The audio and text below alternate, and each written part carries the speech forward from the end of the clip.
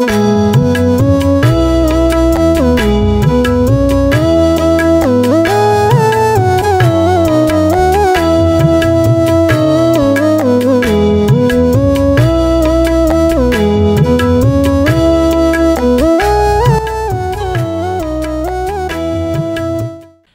brothers and sisters in the Lord, ప్రభునందు ప్రియమైన సహోదరి సహోదరులారా, today's verse for our meditation is taken from the book of Psalms 98 verse 1. ఈ రోజు మన ధ్యానం కొరకు 98వ కీర్తన మొదటి వచనం నుండి తీసుకొనబడింది. O sing unto the Lord a new song, for he hath done marvelous things. యెహోవా ఆశ్చర్య కార్యములు చేసి ఉన్నాడు, ఆయనను గూర్చి క్రొత్త కీర్తన పాడుడి. When we see all that is happening in the world, how are we to have joy? ప్రపంచంలో జరుగుతున్నవన్నీ చూస్తా ఉన్నప్పుడు మనము ఎట్లా సంతోషంగా ఉండగలం? When we consider our own personal struggles in life, మన జీవితంలో వ్యక్తిగతమైన పోరాటాలని మనం ఒకసారి తలంచుకుంటే how can we find joy and hope? మనకు ఎక్కడ సంతోషము నిరీక్షణ ఎట్లా కలుగుతుంది? The Psalms are always a great place to turn to find strength and words of hope during difficult times. కష్టకాలంలోనే కీర్తనలు అనేక సందర్భాల్లో మనకి నిరీక్షణ కలిగించేవిగా ఉన్నాయి, మన పరిస్థితి మార్చగలిగేవిగా ఉంటున్నాయి. Many of the Psalms were written during personal distresses experienced by God's people. చాలా వరకు కీర్తనలు దేవుని ప్రజలైనటువంటి వారు కష్టాలు బాధలు గుండా వెళ్ళి అనుభవంతో రాసినవిగా ఉన్నాయి. Some of the Psalms were written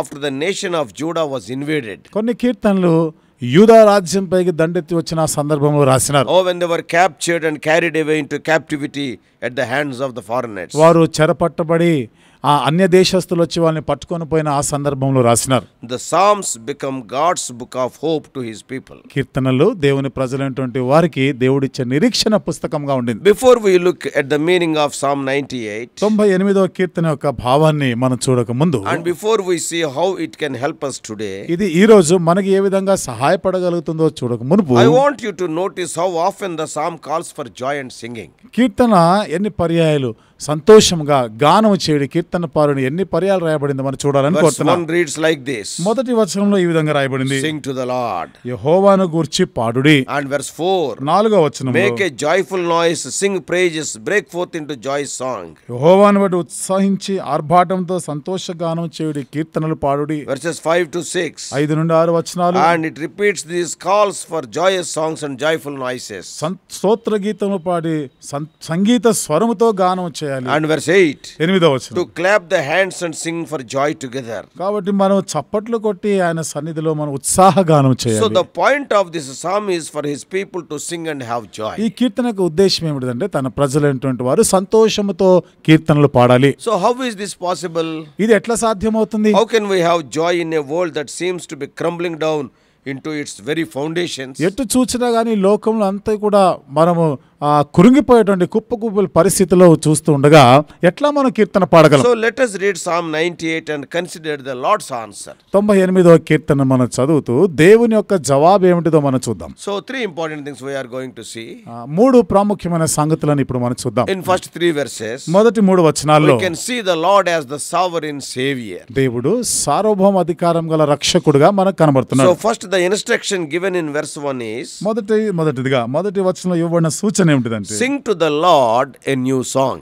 యెహోవాను గూర్చి క్రొత్త కీర్తన పాడుడి. Singing a new song does not mean that God is tired of hearing old songs and looking for a new tune. క్రొత్త కీర్తన యెహోవాకు పాడాలంటే ఇదివరకు ఉన్న పాటలన్నీ కూడా విని విని దేవుడికి ఏవో పాత పాటలు అయిపోయినాయి, ఇప్పుడు క్రొత్త సంగీతం కోరుతున్నాడు అనే భావన కాదు. A new song is a celebration of a new victory accomplished by the Lord. క్రొత్త కీర్తన అనేది దేవుని ద్వారా జరిగించబడినటువంటి ఆ దేవుడిచ్చిన విజయాన్ని బట్టి పాడేటువంటి క్రొత్త కీర్తన. What is typically being sung is a song of salvation offered to the Lord in the context of military victory. చూడండి, ఆ సాదృశ్య రూపకంగా ఏదైతే దేవుని కొరకు పాడబడినటువంటి ఆ పాట ఉందో అది సైన్యపరమైనటువంటి విజయాన్ని సాధించటం వలన పాడిన పాట. The reason the people are to sing is because they are to remember God's deliverance for them. ప్రజలు పాటలు పాడడానికి కీర్తన పాడడానికి కారణం ఏమిటంటే దేవుడు వారిని విడిపించిన కారణాన్ని బట్టి. The Lord's right hand and his holy arm have worked salvation for him.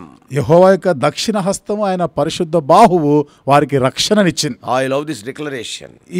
ఈ మాట నేను ఎంతో ప్రేమిస్తాను, ఇష్టపడుతున్నాను. God is powerful and he brings about salvation for himself. దేవుడు ఎంతో శక్తివంతుడు, తానే తన ప్రజల రక్షణ ఇచ్చేవాడు. It is by his own power that he brings victory for himself. ఆయన శక్తి ద్వారా తన కొరకే ఆయన విజయాన్ని సాధించేవాడు. This is the great hope we have. God will act for his own purposes and to defend his own name and holiness. ఇది మనకి గొప్ప నిరీక్షణ కలిగించేదిగా. దేవుడు ఒక ఉద్దేశపూర్వకంగా తన నామం మహిమార్థమై ఈ విజయాన్ని ఇచ్చేవాడుగా ఉన్నాడు. Yes, we know that God will act on behalf of his people. దేవుడు తన ప్రజల పక్షముగా కార్యం జరిగిస్తాడని మనం ఎరుగుదాం. But consider that God will act on his own behalf, which gives us hope. అయితే మనకి నిరీక్షణ కలిగించేది ఏదైతే ఉందో దేవుడే తానే మన పక్షంగా కార్యం జరిగిస్తున్న సంగతి మనం జ్ఞాపకం చేసుకుంటాం. God's faithfulness and righteousness is revealed through his salvation to Israel and to the ends of the earth. దేవుని యొక్క నమ్మకత్వము, దేవుని యొక్క నీతి భూదిగంతముల వరకు కూడా తన ప్రజలు ఇశ్రాయేలు ప్రజల ఎడల కనపరచబడింది. God is conducting a great international campaign of redemption.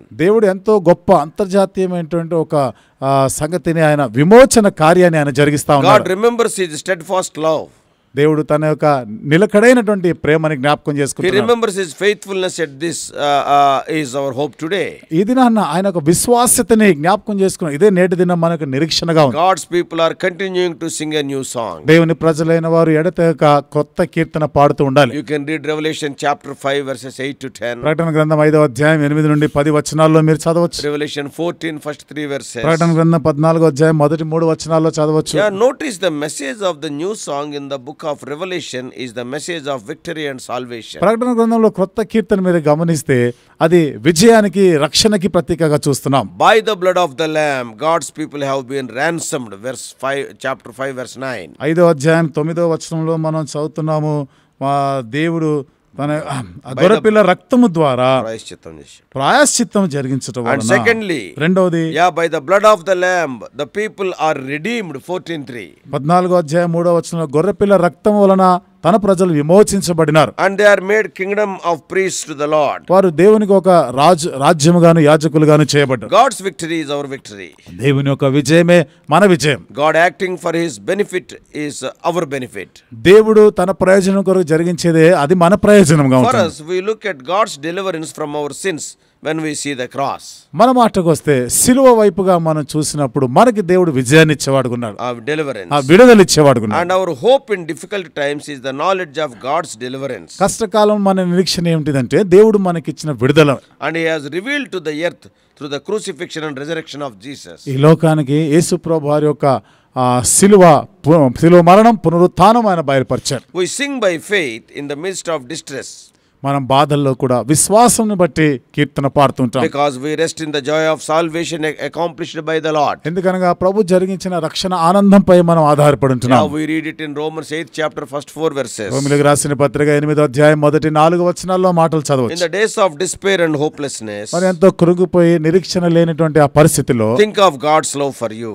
నీ కొరకైన దేవుని ప్రేమను గురించి ఒకసారి ఆలోచన చేయి. Think of the salvation given by God through Christ Jesus. దేవుడు క్రీస్తు ద్వారా నీకు అనుగ్రహించిన రక్షణను ఒకసారి ఆలోచన చేయి. So in the first 3 verses we can see him as a sovereign కాబట్టి savior. మొదటి 3 వచనాల్లో సార్వభౌమ అధికారం గల రక్షకుడుగా చూస్తున్నాం. And in this Psalm 98 ఈ 98వ from కీర్తనలో verses 4 to 6 4 నుండి 6 వచనాల్లో we see him as a sovereign king. ఇక్కడ సార్వభౌమ అధికారం గల రాజుగా చూస్తున్నాం. Verses 4 to 6 are a call for all the earth to make joyful noises.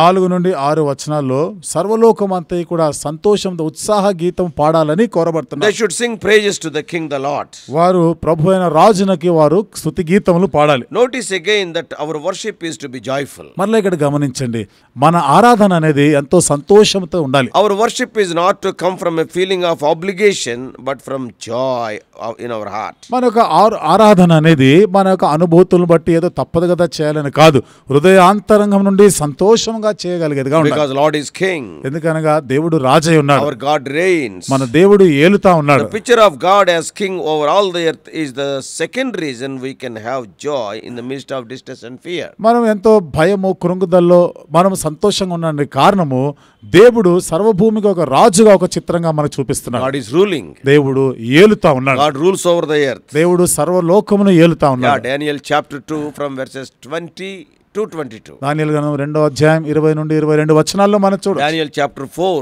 28 to 32. దానియేలు గ్రంథం 4వ అధ్యాయం 28 నుండి 32 వచనాల్లో కూడా. So consider the title that is on the thigh of Jesus in the book of Revelation. ప్రకటన గ్రంథంలో యేసు ప్రభువారి యొక్క ఆ తొడ పైన ఉన్నటువంటి ఆ శీర్షిక ఏం రాయబడి ఉందో అది మీరు On గమనించండి. his robe and on his thigh he has a name written. ఆయన వస్త్రము పైన ఆయన తొడ మీద ఒక పేరు రాయబడింది. King of kings and Lord of lords. రాజులకు రాజు, ప్రభువులకు ప్రభు అని. That is Revelation 19:16. ప్రకటన గ్రంథం 19వ అధ్యాయం 16వ వచనంలో చూస్తాం. Since Jesus is the king over all other kings, యేసు ప్రభువారు మిగతా రాజులందరిపైన ఆయన రాజులకు రాజు అయి ఉన్నాడు and is కాబట్టి, the Lord over all other masters. ఆయన మిగతా ప్రభువులందరికీ కూడా ఆయన ప్రభు అయి ఉన్నాడు So కాబట్టి, then our joy rests in the knowledge of God's sovereign rule over the events of the earth. కాబట్టి ఈ భూమి మీద జరిగే సంగతులన్నిటిపైన దేవుడు సార్వభౌమ అధికారిగా ఏలుతా ఉన్నాడని ఆ సంగతిని బట్టి ఆ ఎరుకలో మనం ఉంటూ మనం సంతోషిస్తున్నాం. This was the message of the book of Revelation. ఇది ప్రకటన గ్రంథంలో ఉన్న సందేశం. You can have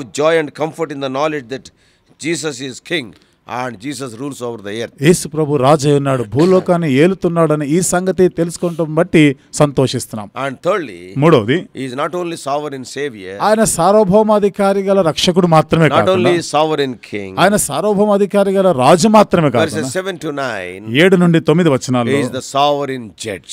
ఆయన సార్వభౌమాధికారి గల న్యాయాధిపతి. All of the earth is called upon to rejoice in the Lord. భూలోకం అంతా కూడా యెహోవాను బట్టి సంతోషించాలి అని We కోరబడతాం. have already seen that our joy comes from our God as our savior and as our king.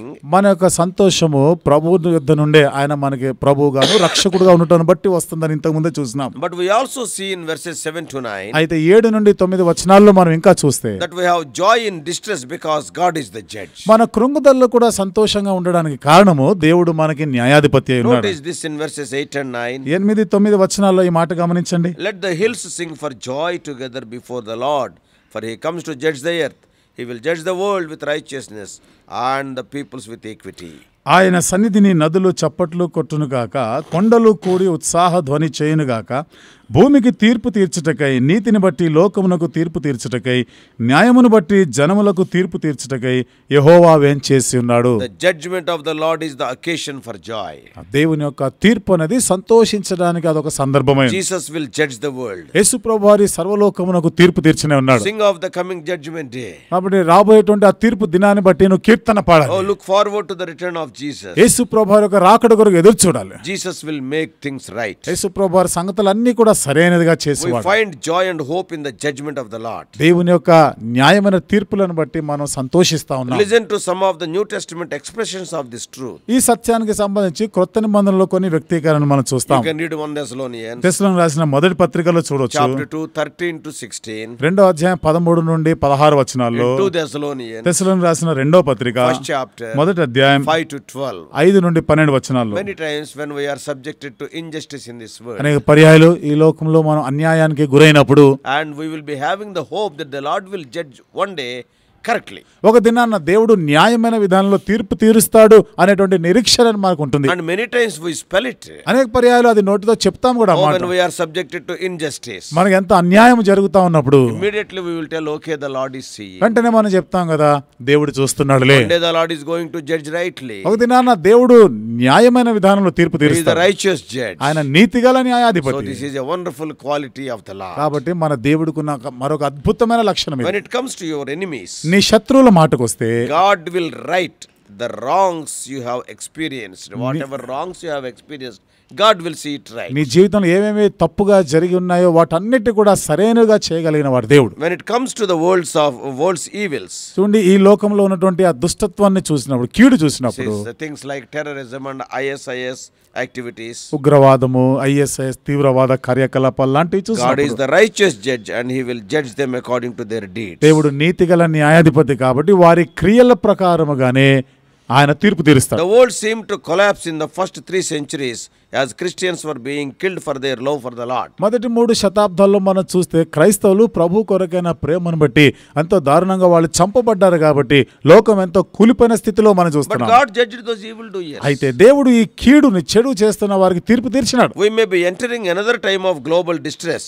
మనము మరొకసారి విశ్వవ్యాప్తంగా కృంగుదలలోని పరిస్థితిని మనం But ఎదుర్కోబోతున్నాం. we know that God will judge every evil act committed by every evil person. అయితే దేవుడు ఈ కీడు చేస్తున్నటువంటి ప్రతి వ్యక్తిని, ప్రతి కీడు కూడా తీర్పు తీర్చనే ఉన్నాడు. So our joy is in the return of Lord Jesus. మన సంతోషం ఏమిటంటే యేసుక్రీస్తు ప్రభువారి యొక్క రాకడను బట్టి. Our joy and hope come not from ourselves, మన సంతోషం, మన నిరీక్షణ మనల్ని బట్టి వచ్చేది కాదు, but from the Lord who saves, rules and judges the earth. రక్షించి ఏలుబడి చేస్తూ భూమికి న్యాయం తీర్చిన నా దేవుని బట్టి. Yeah, these three words we have seen already. ఈ మూడు మాటలు ఇదివరకే మనం చెప్పుకున్నాం. He is the one who saves. ఆయన రక్షించువాడు. He is the sovereign savior. ఆయన సార్వభౌమాధికారం He is గల the one రక్షకుడు.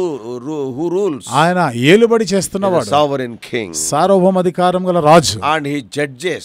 ఆయన న్యాయం He is తీర్చేవాడు. the sovereign judge. ఆయన సార్వభౌమాధికారం గల So we do న్యాయాధిపతి. not have to be disturbed by life's problems. కాబట్టి జీవితంలో ఎదుర్కొనే సమస్యలు బట్టి కలత చెందే అవసరం లేదు. We need not be disturbed by seeing the political issues or global events because God reigns. రాజకీయపరమైనటువంటి పరిస్థితులు, ప్రపంచవ్యాప్తంగా విశ్వవ్యాప్తంగా జరుగుతున్న పరిస్థితులను చూసి మనం బాధపడి కృంగిపోయే అవసరం లేదు. ఎందుకనగా దేవుడు రాజ్యము చేయుచున్నాడు. He will put all his enemies under his feet. ఆయన శత్రువులందరినీ కూడా తన పాదముల కింద 1 ఉంచబోతున్నాడు. Corinthians 15th chapter. కొరింథీయులకు రాసిన మొదటి పత్రిక 15వ అధ్యాయం From 24 to 26 you can read. 24 నుండి 26 వచనాలు మీరు చదవచ్చు. So there is nothing to worry. కాబట్టి మనము చింతించవలసినది ఏమీ లేదు. Yeah, in future we can see our glorious future. రాబో దినాల్లో భవిష్యత్తులో మనం ఎంతో మహిమాయుక్తమైన భవిష్యత్తును చూడబోతున్నాం. May God bless you. దేవుడు మిమ్మల్ని దీవించునుగాక. Let us pray. ప్రార్థన చేసుకుందాం.